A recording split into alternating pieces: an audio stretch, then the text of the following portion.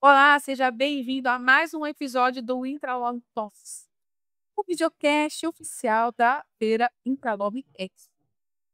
Nesse episódio aqui, nós vamos fazer uma provocação aos gestores sobre o uso da inteligência artificial. E, para fazer essa provocação, eu trouxe o James Barroso, diretor de estratégia e de inteligência artificial da Infor. E a gente vai conversar aqui e fazer as provocações. Não é mesmo, James? Isso mesmo, obrigado pelo espaço e vamos tocar exatamente nesse tema, não só pela perspectiva da provocação, mas assim, a gente avaliar o que que a gente pode melhorar utilizando a tecnologia aplicada nesse tipo de negócio. Tenho aqui alguns números. Em 2023, os investimentos em inteligência artificial alcançaram 1,9 bilhão de dólares no Brasil, mais de 10 bilhões de reais na conversão atual. E as projeções recentes apontaram que o mercado global de inteligência artificial aplicada ao supply chain deve crescer uma taxa anual de 22,9% até 2031, alcançando aí 50 bilhões de dólares. Como que você avalia o impacto da inteligência artificial na transformação das operações logísticas no Brasil e ser abusada, vamos ser abusado, vamos falar de Brasil e do ponto? Com certeza, dá para a gente fazer esse paralelo, olhar qual que é o nível de maturidade que a gente tem no Brasil em comparação com o que a gente está vendo no mundo, né? Primeiro assim, hoje é muito difícil a gente achar um investimento que dá essa rentabilidade, né, 22%, né, esse nível de crescimento, né.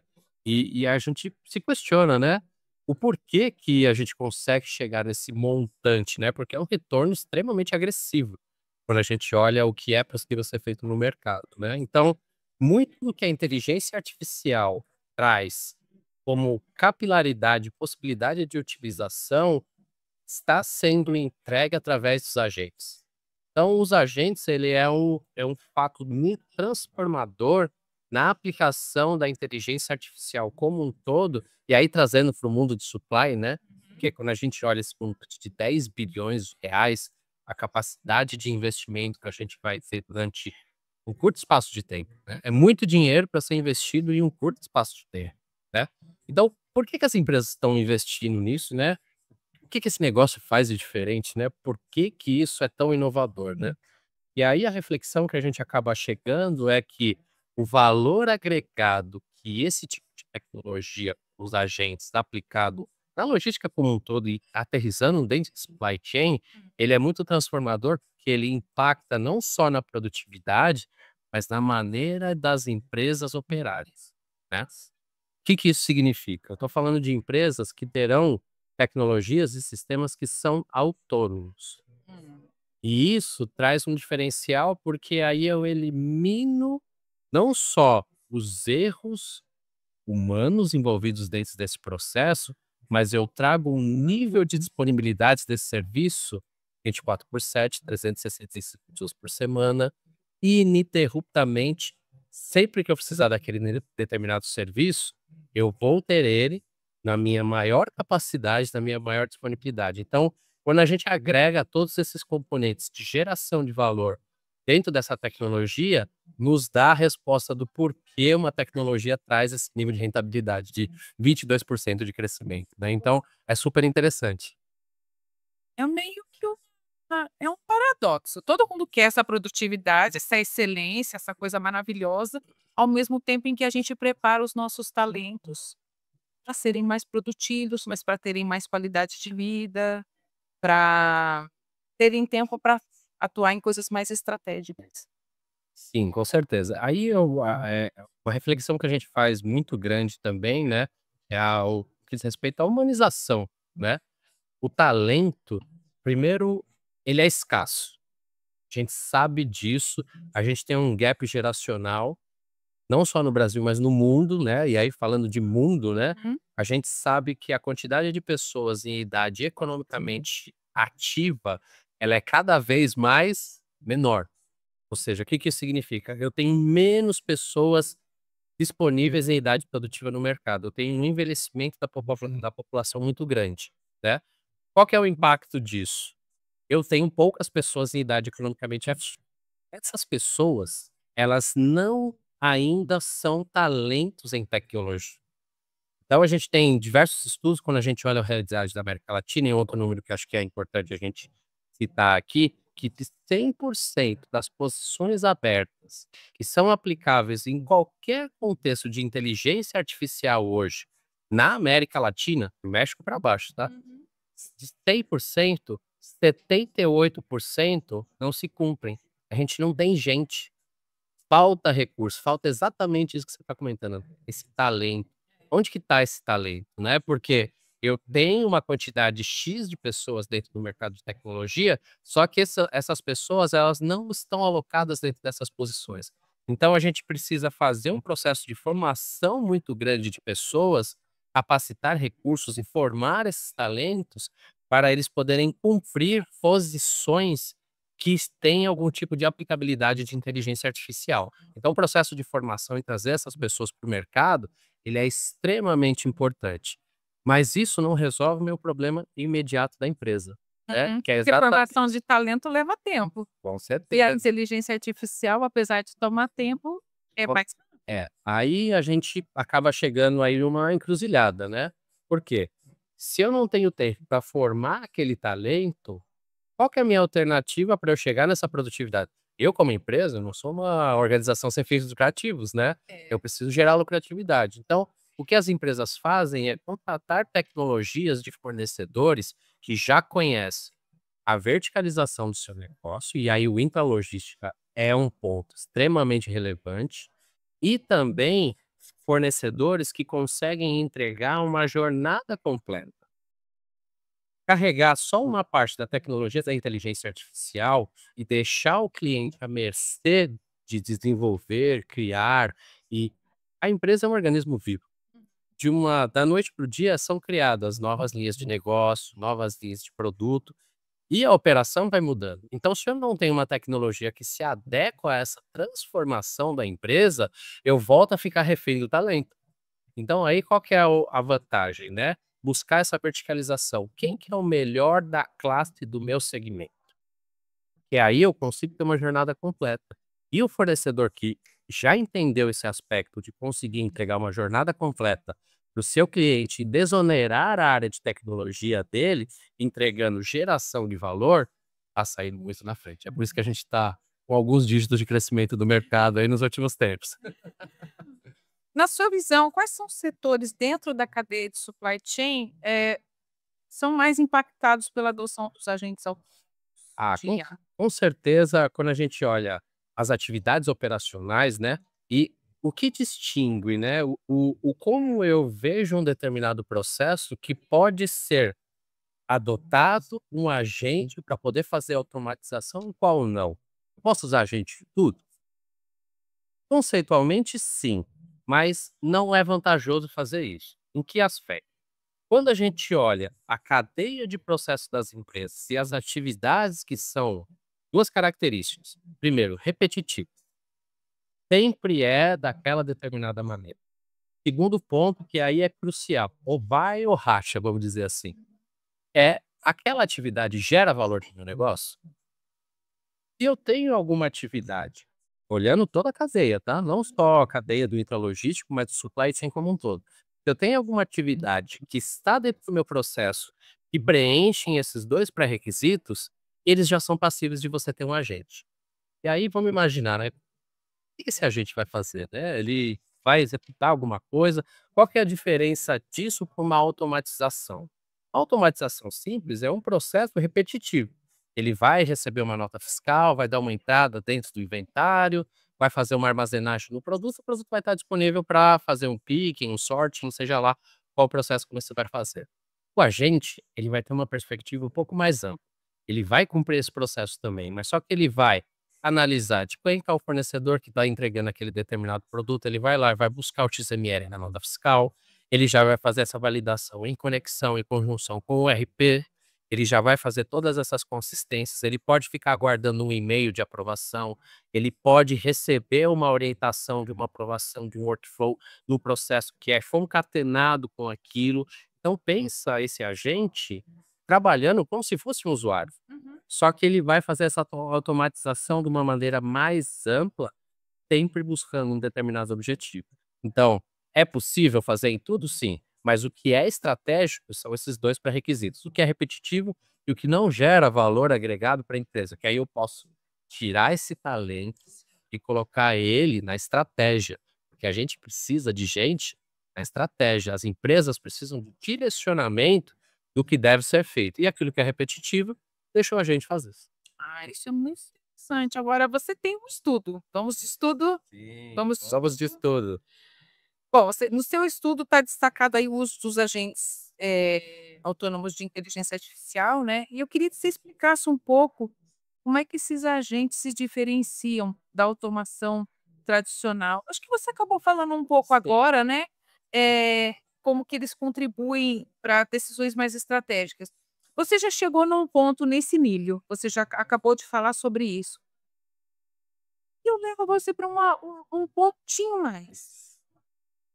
Muitas empresas têm falado de usar agente de IA para fazer as suas automações, mas o que você tem percebido é que elas têm feito isso de uma maneira estratégica mesmo? Quer dizer, essas perguntas que você fez agora há pouco, isso tem se retratado no que estão usando de agente de inteligência artificial? Então aí é legal para a gente poder responder isso, comparar o que que é a realidade do Brasil em termos de facilidade da adoção desses agentes e o que a gente está vendo de melhores práticas globais, né. Eu acho que a vantagem de você estar do lado de um fornecedor, por exemplo, que tem uma prática global, é exatamente trazer essas lições aprendidas que são feitas em mercados que já têm um nível de desenvolvimento e maturidade mais alto que Uhum. mercados emergentes, como é o caso do Brasil, para poder adotar, tirar essa curva de aprendizado o mais rápido possível e adotar ela de uma maneira mais rápida. O que a gente está vendo é que quando a gente começa a fazer avaliação, primeiro, das características desses processos que podem ter agentes adotados, que cumprem esses pré-requisitos que a gente conversou, eles sempre estão focados no final da cadeia de oferecer uma perspectiva muito que é o objetivo Terne core, que deveria ser de todas as empresas, que é o foco no cliente, tá. Ou seja, se eu estou fazendo um processo trazendo para a realidade do intralogístico, se eu estou fazendo um processo intralogístico que tem um agente de automação agregado, aquilo gera uma melhoria na perspectiva do meu cliente, seja ele em função do meu produto ou seja em função do serviço que eu estou prestando. Então, as empresas que perceberam isso, e aí comparando o Brasil com o resto do mundo, tá? Uhum. No resto do mundo, a gente está verificando em mercados já desenvolvidos, Estados Unidos e na Europa principalmente, que as empresas que estão fazendo essa adoção do customer centric, foco no cliente e trazendo a adoção dos agentes em todos os aspectos, ainda no intralogístico, elas estão fazendo 2 coisas muito rápido. Primeiro, criando seu diferencial competitivo em seu mercado. Hum. Segundo, aumentando a penetração em mercados que eles já estão estabelecidos, que é o melhor dos mundos, né, É, porque você as expandir, né? exato, é uma consolidação muito grande do mercado. Então as empresas que estão adotando essas tecnologias com esse foco na perspectiva do cliente, elas estão atingindo isso muito rápido. Só que o Brasil, infelizmente, ainda não está dentro desse ponto. A gente está vivendo um momento hoje, 2025, por incrível que pareça, né, apesar de a gente falar que inteligência artificial vem lá desde os anos 70, da máquina de Turing, de todo o conceito de redes neurais, de tecnologias que já são provadas e comprovadas no mercado, 2025 a gente está vivendo um momento de descoberta do Brasil do que é o agente. A gente tá agora: "Olha, tem isso aqui que é legal, é bacana e dá para adotar dentro do meu processo". A gente tem que descobrir um pouco mais rápido, para a gente chegar nesse nível de maturidade que outros mercados já desenvolvidos já conseguiram chegar e que eu tenho certeza que a gente vai conseguir chegar também. Talvez não na mesma velocidade, mas faz parte do nosso desenvolvimento e curva de aprendizado. Faz um barulho, né, na verdade toda tecnologia, ela faz um barulho dentro do mercado, você começa a experimentar, e aí vem trazendo alguns resultados, Sim, com né. certeza. Mas daí a chegar no nível de maturidade que você vem falando, já muda um pouco de figura. É. Eu costumo sempre comentar um aspecto que é uma característica humana em si, né, que sempre quando a gente vê uma novidade, a gente tem basicamente 2 reações. Ou eu abraço ela e trago pra minha realidade da minha vida, ou aquilo me gera um medo, um receio e eu dou um passo pra trás. Então, a recomendação que a gente deixa sempre para as empresas quando estão nesse momento é que não tenham receio. Por mais que seja uma tecnologia emergente e nova, abrace, porque se você não fizer, o seu concorrente com certeza irá fazer. Entendi. Eu queria que você dissesse, você tem cases, já de sucesso que você poderia comentar alguma, inovação, o que aconteceu, né, como resultado do seu cliente? Sim, aí a gente passa por diversas áreas e diversas especialidades, inclusive. Dentro da própria feira, a gente tem clientes aqui, a Comblift, por exemplo, Hum. que está aqui dentro, que é um dos nossos grandes cases de inteligência artificial globalmente, e que eles tiveram, utilizando algoritmos de machine learning e utilizando agentes para poder fazer automatização de recebimento de ordens e também a previsibilidade da demanda, que eles conseguiram fazer uma coisa que é muito legal. Conseguiram aumentar a captação de vendas fechadas diretamente em 35%. Ou seja, é o cliente que está comprando, que está entrando de uma maneira mais rápida. Agora você imagina, você tem um aumento de receita de 35% em um período de 90 dias, extremamente expressivo. Por um outro lado, quando a gente olha ter 35% a mais de venda, isso gera uma volumetria muito grande no seu negócio. É um estoque 35% maior, é uma operação logística 35% maior, que pode criar um problema se você não tiver bem preparado no que diz respeito à cadeia de supply, Sim. né. E aí, qual que foi a estratégia deles? A gente implementou também agentes autônomos para fazer captação, planejamento e determinação da demanda. Que aspecto? Usando com todas essas vendas e tudo aquilo que está acontecendo no mercado de tendência, eu tenho um evento que aquilo pode gerar uma demanda para mim, ou às vezes eu tenho algum outro fator econômico que pode impulsionar mais a minha demanda, eles conseguiram gerar uma assertividade muito maior de seus estoques. Não só olhando o que está acontecendo, mas projetando essas demandas. É uma antecipação de crise, não vou falar de crise, mas é como se fosse uma Isso. antecipação de um modelo, um cenário de crise, de aumento de demanda e você não conseguir, cumprir. Cumprir aqui o principal foco deles era evitar uma palavra chamada ruptura. Isso aí, a ruptura, É, evitando a ruptura. exatamente. Aí o que que eles fizeram? Conseguiram balancear os níveis de estoque, atendendo toda a demanda, buscando uma ruptura zero, com um aumento de 35% de ordens de pedidos. Então isso trouxe um cenário de extrema lucratividade para eles, porque eles conseguiram balancear os estoques e para fazer essa projeção dessas demandas recebendo esses pedidos, né. Esse é um dos casos. A gente tem hoje, está chegando lá na casa dos 500 clientes que já utilizam essas soluções de inteligência artificial com ferramentas de agentes autônomos para poder fazer a automatização desses processos, em diversos pontos. E acho que a beleza que a gente tem da inteligência artificial em sinergia com isso, é porque ele pode trabalhar de diversas maneiras. Eu posso trabalhar predizendo alguma coisa, Hum. posso trabalhar gerando cenários possíveis, eu posso trabalhar gerando, eh planejamentos que façam com que eu não tenha falhas em produtos, em equipamentos, em pessoas, em processos. Então, pensa como se fosse esses agentes alguém que está monitorando tudo aquilo que ninguém consegue visualizar a olho nu e que consegue gerar um alerta para você falar: "Olha, isso aqui é um risco". O que você vai fazer com aquilo é a decisão estratégica do talento que vai estar ali sempre focado em gerar mais produtividade para o negócio. Mas você tem alguma coisa que é muito mais proativo do que reativo. Você não precisa acessar uma plataforma, um sistema, uma tecnologia para saber dos problemas. Os problemas vão pular na sua frente e você vai ter que tomar uma decisão. Parece ciência de foguete, mas Não, que assim, pensando, pegando o teu raciocínio, tal, de fato existem operações, é que nem sinal, é como se fosse o sinal que não chega do celular. Uhum.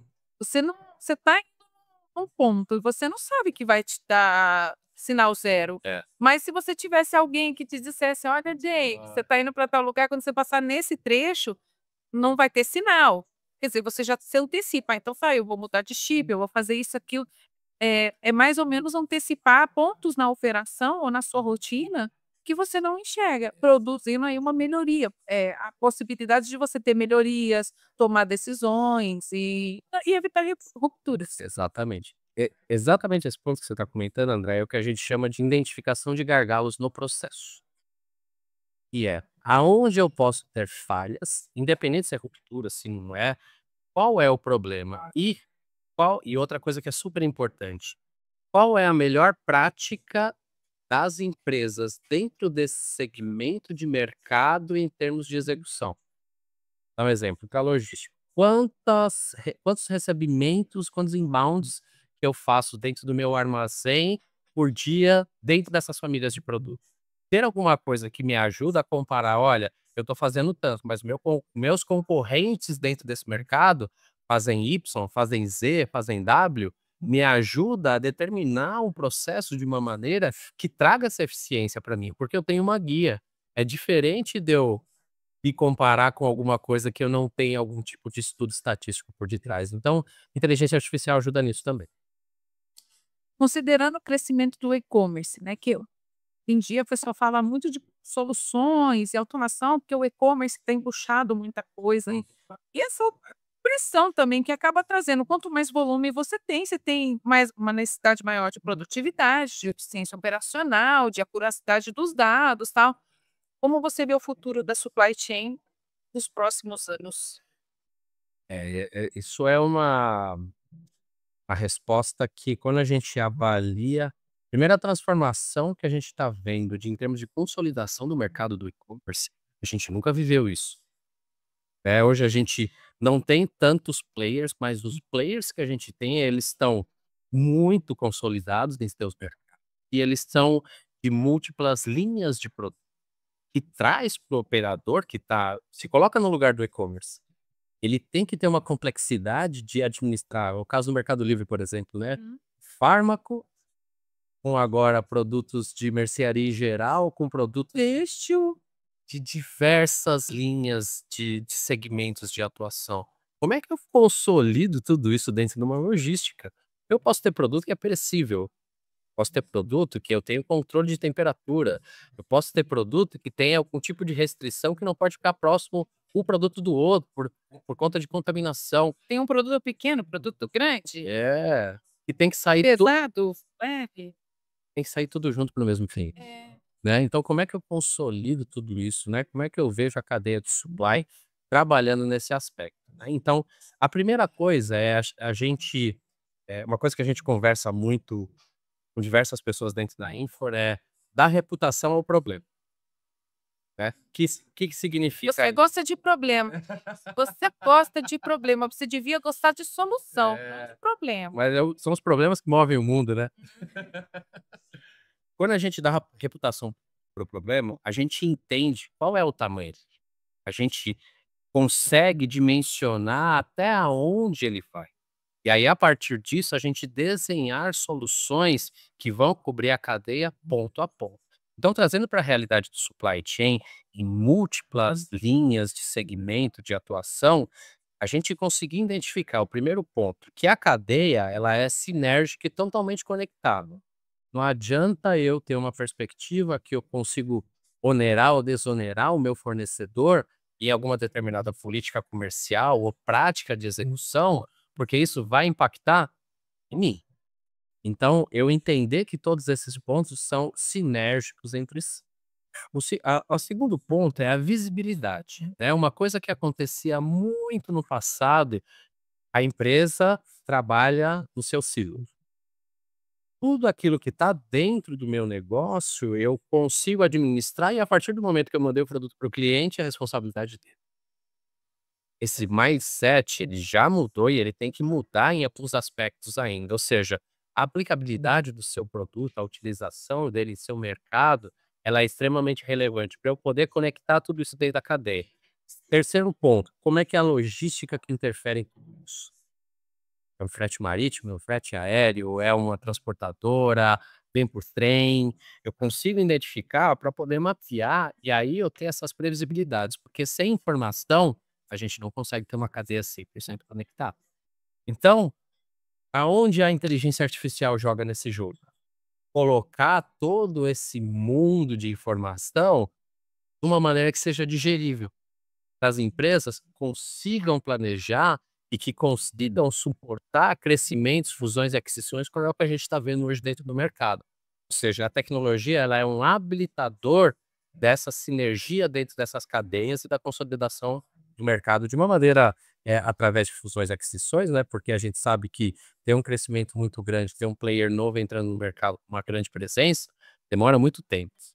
Mas esse movimento de fusão e aquisição que a gente está vendo nos mercados latino-americanos, tá? Uhum. Isso não está acontecendo só no Brasil. Ele é extremamente interessante para a gente visualizar que a tecnologia, ela é o habilitador e transformador desse meio. Eu falei para vocês que a gente ia fazer uma provocação. Ele fez vários. Puta não, fez vários. Eu quero agradecer a sua presença. Você tá batendo carteirinha nos meus podcasts. Adoro. Eu falei com James Barroso, diretor de estratégia e inteligência artificial da Infora. Obrigada por você estar aqui, obrigada por todo mundo estar aqui. Ninguém está vendo, mas tem uma turma aqui. E obrigada por vocês acompanharem mais um episódio do Instalogo Talks. Curtam, compartilhem. Olha, essa entrevista está sensacional, gente. Ela merece muito ser compartilhada. E se inscreva aqui no nosso canal também. Como eu disse para vocês, essa segunda temporada está riquíssima. Só nesse primeiro dia de Interlock Talks, nós falamos de inteligência artificial já 2 vezes, e automação, e vai vir muito mais por aí. E eu espero vocês para os próximos episódios. Você já sabe, Intralog Talks, Intralog Inovação em Movimento. Até a próxima.